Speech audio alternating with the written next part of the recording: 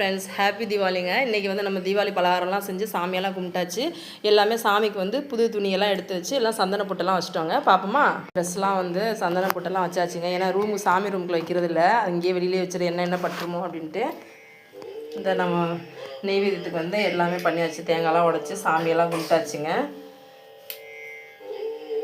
நம்ம வீட்டில் செஞ்ச பலகாரம் கந்தரப்பம், வடை, குலோப் ஜாமுன், சட்னி, சாம்பார், இட்லி, அதுக்கப்புறம் முறுக்கு பதத்து போயிருன்றதுனால கவரில் கட்டி வச்சாச்சு. சோமோசா, தட்டை, இது அதிரசம், தேங்காய் உடைக்கிறதுக்கு எல்லாமே வாழைப்பழம் எல்லாமே வச்சு நம்ம நல்லபடியாக சாமி கும்பிட்டு முடிச்சாச்சுங்க.